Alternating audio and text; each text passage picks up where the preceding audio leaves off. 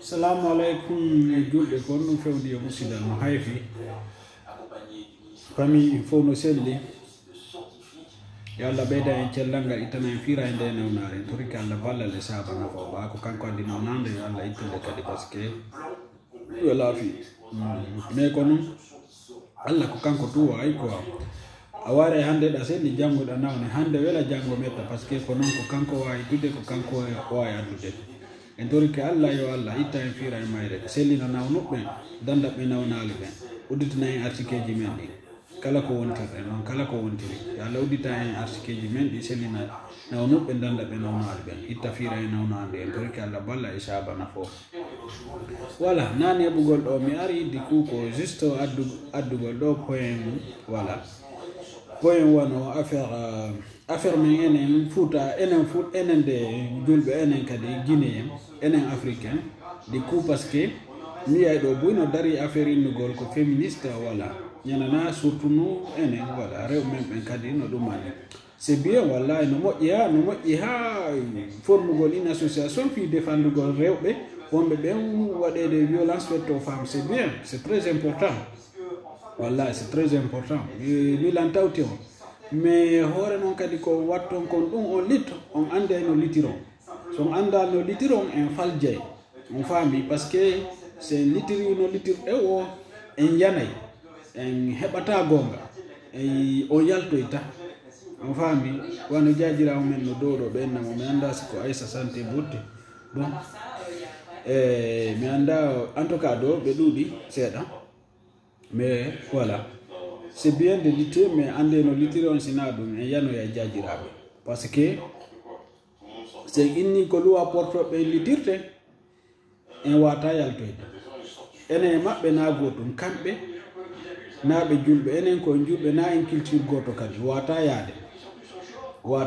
few iɗe woɗɗodiri par ce que c'est inni en ƴetta culture maɓɓe on en yaltoyta en hewtota koɓe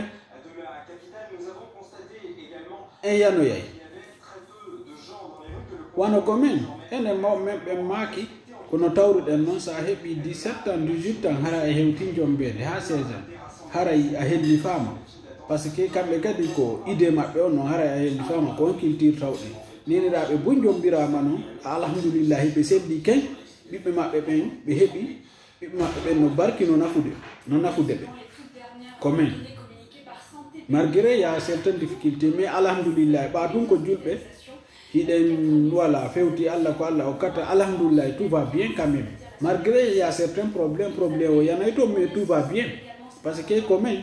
si woni ha mawɓe duwanike ma on duwa ɗon tun naɓete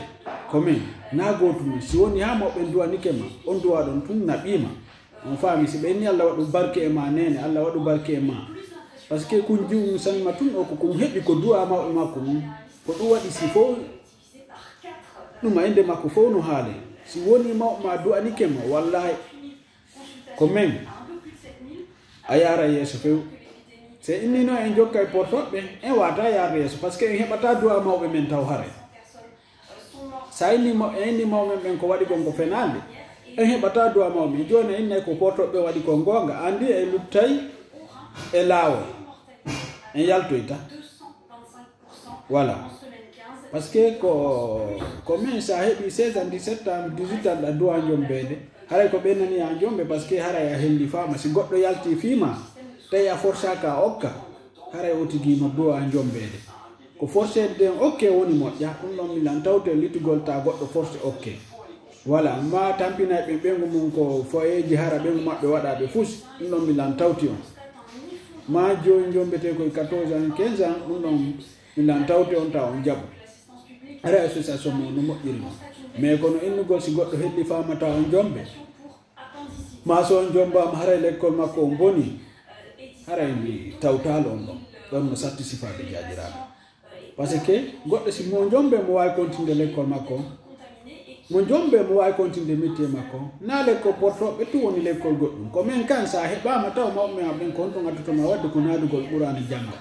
a faami on ɓurani sa jangi ɗon tun ɗum ɗon tun naɓɓirte yeeso par ce que ko dina no inni enen culture men ko men ko gorko jombi ko kanko du'a honno du'a faggade ɓengu makko du'a sodande ɓengu waɗande piiji makko ɗin fof de rewɓen no inde debbo no mari golle ƴettugol tun reedu nefma ɗum ko golle buynon dankagol tun ɓiɓɓe ma defa ɗum ko golle buynon ɗum debbo no ɗum ko golle buynon ɗum nasama kala noon sa andi noon kadi a golla e golle goye goɗɗum na probléme kono debbo taw mo mari golle buy enen ko culture men ko rew woɓe ɓen duwa net janggu dankade ɗuma rewɓen kala ko ɓe faala siɗa mari moyen mo wallituɗaɓe ko fof noon porto ɓen ɗo ɓe inni sa heɓa 18 ans a jombetake ɓe nal sa heɓa 18 ans a wondata e goɗɗo heɓa boobo par ce que marɓe 16 ans marɓe 17 tan ono jogui bobowi kamɓe portoɓe ko ɓe inni sa heɓa duuɓi 18 ans a jombetake ɓe naali heɓata bobude par ce que buyno ɗo ɗen sutti marɓe 16 ans 15 ɗuma 17 ans ɓen fof no jogui ɗo bobo e pousse no fami andi joni sen ƴettirino watta enen ko ɓeyni to sa heɓi 16 ans 17 ans 18 ans sa hewti jombere goɗɗo ari toon kimaɗɗa ɗa duwa jombere ɓeɗo noon ko ɓeyni sa heɓa 18 ans ɗa duwa bonde a bone kono a jombetake ala ko ɓuuri fotude si goɗɗo yaltini ten e haɓɓere goro fiima ɗo noon ɓe heɓiray ni hara goɗɗo jombaka par ce que ɗo avantage sa jombaka ɗo kamɓe avantage ala haray sa jombaka par ce que a heɓiray ni sa heɓiri ni kadi wona tout seeɗa a yaaɓe seedi voilà par exemple kadi wono ɓeynaɓe affaire jombugol tatto nayo ma voilà ma ɗiɗo moƴƴa enen ko moy o moyen ɗen jomba ɗiɗo tatto nayo mawɓe men ɓe no jomba ɗum ɓiɓɓe ɓen alhamdulillah Allah waɗa barke maɓɓe ɓe fotta moƴƴa few mais ɗo portoɓe jombata ɗiɗo tatto nayo kono ɓe jomba oɗo ɓe wonda hitande ɓe seeda e on noon ɓe ƴettoya goɗɗo kadi ɓe wonda e hitande ɓe seeda e on noon ɓe seede aya ɗo ɓe jomba 10 personnes 20 personnes ɓe seeda e ɓen noon fof mawɗo mo yiɗa ɗo 90% portoɓe ko seedaɓe mawɗo ko seedaɓe e ɓiɓɓe maɓɓe ɓen ko demi frère petit frère innata hay goto mamila mari miñam mamila mari singa no ko demi frère petit frère et demi sœur petit sœur calculer ɗum noon calculer ɗum na gotuno onelle en yurmodiray fof kamɓe famille maɓɓe ko ɓiɓɓe maɓɓe ɓen to enen famille on fof no yurmodir mawɗo ene e maɓɓe o wata goto kamɓe ɓe jombay toon no ma ɓe yalta ɓe kelo ha ɓe ronka mawɗo ma ɓe jombay ɗo ɓe seeda on ɗo ayata portojo fayda wonde ɗo ɓe ngumo hitande ma duuɓi ɗiɗi mo yiɗa ɗo ko seeda ɗum no jombi goɗɗo kayno seede goɗɗo est ce que en wawa ƴettude culture maɓɓe on wata donc acce so littire no moƴƴiri so inni ko culture maɓɓe o litirtemo ko kamɓe mari gonga ɓe ko watta comme violence faite aux femmes ɗum wattaki komin wallahi par ce que ɗo ñande o ñande kamɓe ɓengu makko ɓe ndiri woɓɓe no wari ɓengu maɓɓe woɓɓe no wari modi mum ɗum sa daari ɗo reportage ndar ɗo reportage scène 25 ou scène 23 ñande o ñande ɗum no heewi ɗo mawɗo mais ko men ko kara han no waɗa kono ko kara han kono kamɓe koko moƴƴi kon tum ɓe yaltinta ko boni konko maɓɓe on faami ko ɗum noon si ɓe inni e woɓɓe gono toon ɓe famali par ce que so inni allah wiino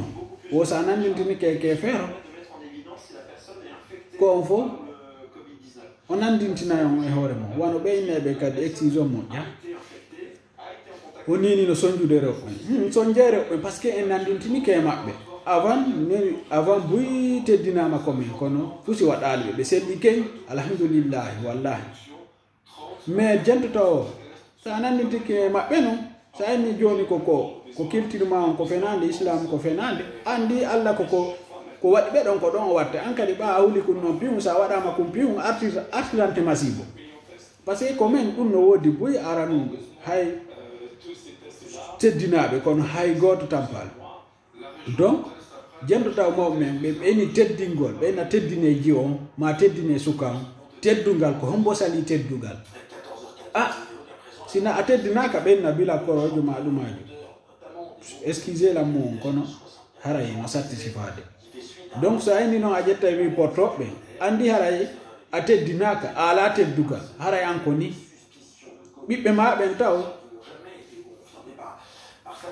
ɗuma ɓiɓɓe ma ɓen haalante piiji ɗi e haali o yawtoma wana sa daari portoɓe ɓen ɗo par ce que ɓe ala teddugal ɓe teddinaka woɓɓe toon na teŋaka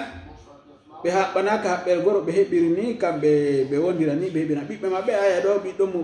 ɓiɗɗo no yenna nenejo ko ɓiɗɗon watta ko faala o naɓa bemmum ko kaso mawɗuma walla sa nani ɓiɗɗo no yawo ɗo nene ɓiɓɓe maɓɓe en koynata tawo ɓe innata ɓe teddinta hay biro maɓɓe par ce que si ɓe noddude taw biro maɓɓe ko an ɓe innata on enelle se ɗen noddude biro mon ko onen sene ɗo baba sene ɗo e ɗen teddini fof kamɓe no ɗum ala ɗo donc en wata ƴettude culture maɓɓe on ko ɗum waɗi ɗo ɓiɓɓe maɓɓe ɓen aya ɗo ɓiɗɗo e babirawo hara goto ha jaka goɗɗo kala e lawol en wata ƴettude culture maɓɓe yo jajiraɓe acce donc ko ɗum on point mi ari haalugo acce ta en inne naatayi ko culture portoɗe se naɗum en wata yaltoyde en yahoy o yahoy ha ko lawol bloco ɗe se nandintinike maɓɓe ɓe acca en ɓe yawoto en hara ala ko haali sa a nandintinake maɓɓe no hiɗa jokki culture ma on ala ko ɓe haala e ko ma a yaltoyay a heɓay teddugal kono sina ɗum en heɓatan teddugal ko ɗum africain buy portoɓe no yayiɓe par ce que eɗen nandintine maɓɓe en anda culture me on en anda ko honto ukkuɗen e mum en anda kon iwruɗe en anda konto fokkitirɗen ko ɗum buyno portoɓe no yawi ɓaleɓe sa ɓaleɓe ɗa andi culture ma on portojo yawtakoma wallahi kono sa anda culture ma o anda ko iwruɗa anda ko honto fokkitirɗa a ƴetti culture maɓɓe on fof yawtoma joni ko on poyen ɗo mi arno nottugol joni merci beaucoup